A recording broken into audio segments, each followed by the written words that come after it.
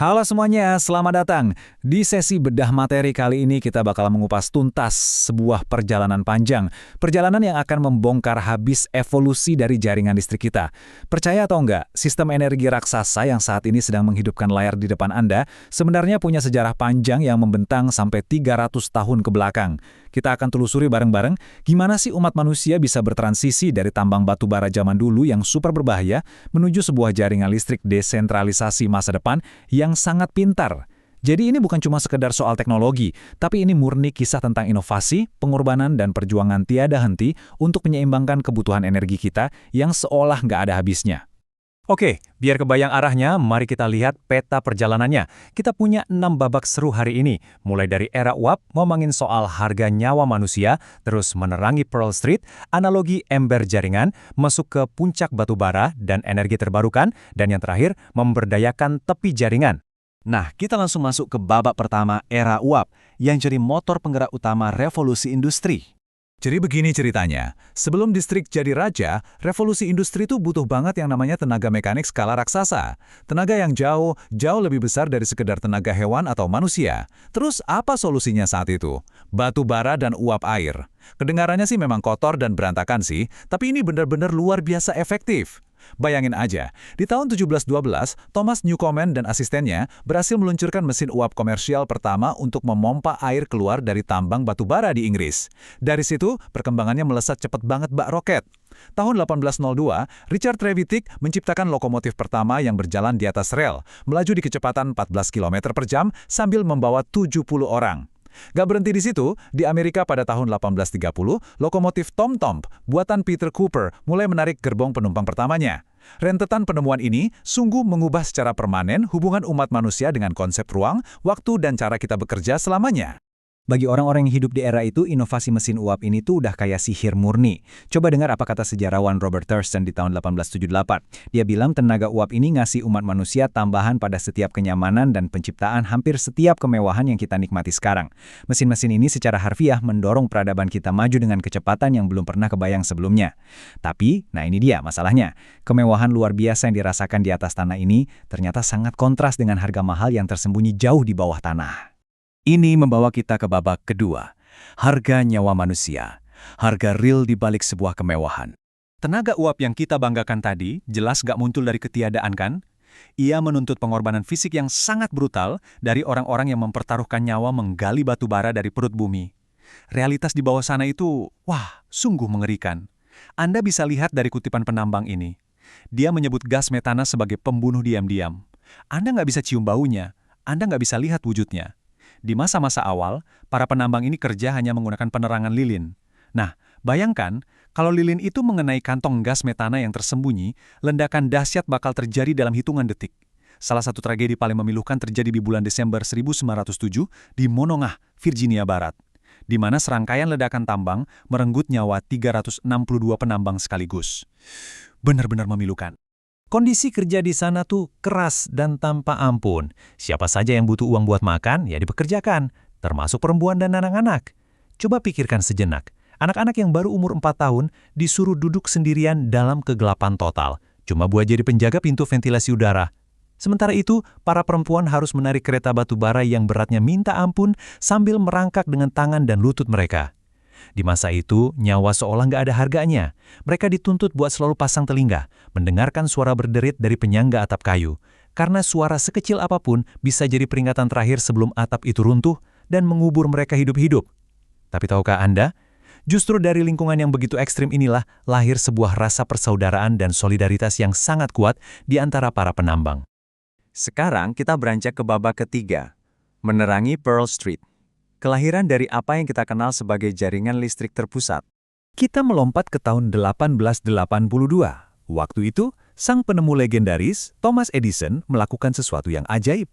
Dia mengambil tenaga batu bara yang kotor dan berbahaya tadi dan mengubahnya menjadi listrik komersial.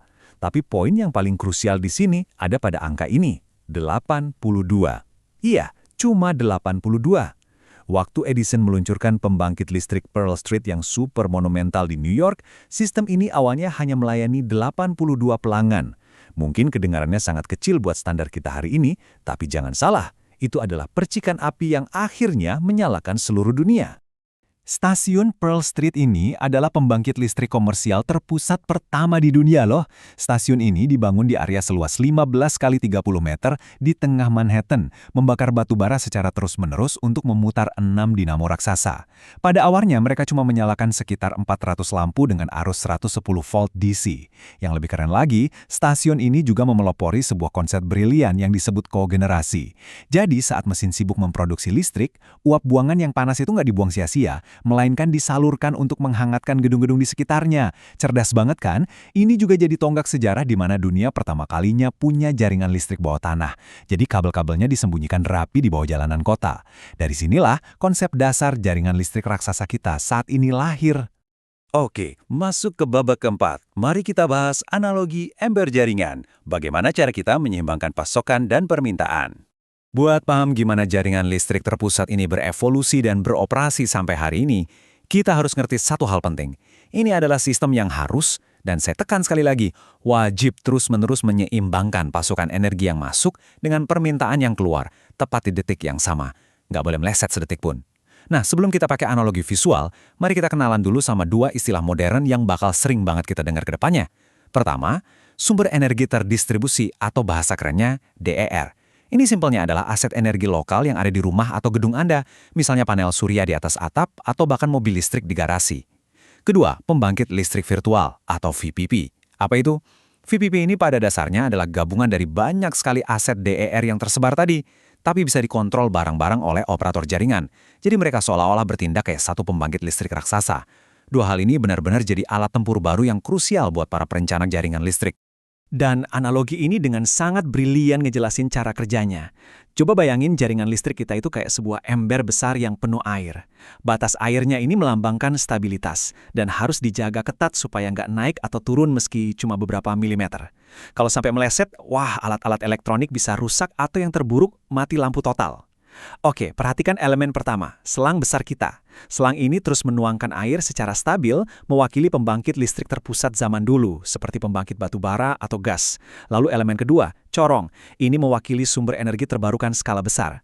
Air yang masuk lewat corong ini banyak, tapi terputus-putus. Ya iya dong, kan sangat tergantung pada apakah anginnya lagi kencang atau mataharinya lagi bersinar terang. Nah, yang ketiga ini yang menarik, sedotan. Sedotan ini adalah DER atau sumber energi terdistribusi yang kita bahas tadi. Pelanggan modern sekarang bukan cuma sekedar menyedot air keluar dari ember, tapi di saat tertentu mereka juga bisa meniupkan air alias mengalirkan energi kembali ke dalam ember. Tugas paling gila dari perusahaan utilitas modern adalah menyeimbangkan aliran dari selang, corong, dan jutaan sedotan ini secara bersamaan. Kita sampai di babak kelima, puncak batu bara dan energi terbarukan. Sebuah titik balik bersejarah. Ingat selang pasokan utama kita di analogi tadi? Nah, selang ini sekarang lagi ngalamin perombakan besar-besaran menuju tahun 2025. Kita benar-benar lagi jadi saksi dari pergeseran paradigma yang luar biasa masif dalam cara dunia memproduksi energi. Badan Energi Internasional dalam laporannya merilis data bahwa permintaan batu bara global akhirnya mencapai puncaknya di angka 8,85 miliar ton dan diproyeksikan mulai mendatar. Tiongkok memang masih stabil di angka 4.900-an juta ton, tapi coba lihat India. Mereka mengalami perlambatan yang sangat menarik, sebagian didorong oleh cuaca hujan monsun ekstrim yang bikin pembangkit tenaga air mereka jadi lebih produktif, sehingga mengerem kebutuhan batu bara. Sementara itu, Uni Eropa terus menekan turun penggunaan batu baranya. Memang sih, di Amerika Serikat ada sedikit proyeksi kenaikan karena dinamika kebijakan lokal dan harga gas alam. Tapi kalau kita lihat secara agregat, dunia akhirnya mulai melangkah melewati puncak era batu bara. Ini berita yang luar biasa. Tapi tunggu dulu. Mengganti batu bara dengan energi terbarukan, alias memperbanyak corong di ember kita tadi, jelas bukan tanpa hambatan. Selalu ada tantangan baru. Dan salah satunya adalah dampak sosial. Ambil contoh turbin angin skala besar. Putaran baling-baling raksasanya itu bisa menghasilkan bunyi frekuensi rendah dan getaran yang cukup terasa. Berdasarkan penelitian terbaru mengenai lanskap suara atau soundscape, suara-suara berdengung ini terbukti bisa mengganggu kenyamanan hidup masyarakat kalau dibangun terlalu dekat dengan perumahan. Makanya, penelitian tentang dampak akustik ini jadi sangat krusial. Kita nggak cuma harus mikirin teknologinya, tapi juga gimana caranya masyarakat luas bisa nyaman dan mau menerima kehadiran infrastruktur hijau ini di sekitar mereka. Dan inilah babak terakhir kita. Memberdayakan tepi jaringan, mendesentralisasi masa depan. Jaringan listrik kita perlahan tapi pasti mulai bergeser, menjauh dari ketergantungan pada pembangkit-pembangkit raksasa yang terpusat menuju sumber daya yang lebih kecil, pintar, saling terhubung, dan berlokasi persis di rumah Anda. Pertanyaannya, kenapa harus repot-repot berubah? Jawabannya, karena kita lagi ngadepin krisis kapasitas. Permintaan energi saat ini meledak gara-gara pertumbuhan pusat data AI yang masif, ditambah lagi transisi massal ke mobil listrik. Kalau kita mau memperbarui infrastruktur dan bangun jalur transmisi yang baru, tebak biayanya lebih dari 2,5 triliun dolar. Itu angka yang gila banget. Belum lagi, rantai pasokan global lagi kacau balau. Kalau Anda pesen trafo baru hari ini, barangnya mungkin baru sampai 3 tahun lagi. Perusahaan utilitas udah nggak punya waktu dan nggak punya uang buat sekedar membangun lebih banyak pembangkit tradisional. Gara-gara terdesak keadaan itulah, evolusi radikal ini terjadi. Kalau kita lihat, model jaringan tradisional itu kan aliran satu arah ya. Stasiun pembangkit besar maksa dorong listrik ke rumah-rumah konsumen. Simple, tapi udah usang. Nah, di sisi lain, kita punya tepi jaringan modern. Daripada bakar uang untuk bikin pembangkit raksasa baru, utilitas sekarang lebih milih memanfaatkan sedotan-sedotan canggih kita tadi. Mereka mulai mengintegrasikan termostat pintar, sistem pengisian mobil listrik, dan baterai rumahan. Melalui program yang disebut respons permintaan, perangkat-perangkat di rumah Anda ini bisa otomatis menyesuaikan konsumsi dayanya saat jaringan lagi sangat sibuk. Dampaknya luar biasa. Ini mengurangi stres pada jaringan, menekan biaya konstruksi baru secara drastis, dan yang paling penting, bikin ketahanan listrik kita jadi jauh lebih tangguh. Bener-bener pintar kan? Jadi, sampailah kita di penghujung perjalanan 300 tahun kita hari ini. Dari gelapnya tambang batu bara yang sangat mematikan di masa lalu, beralih ke stasiun kecil buatan Edison di Pearl Street, hingga akhirnya sampai ke panel surya pintar di atas atap kita. Sekarang, tantangannya ada pada kita sendiri.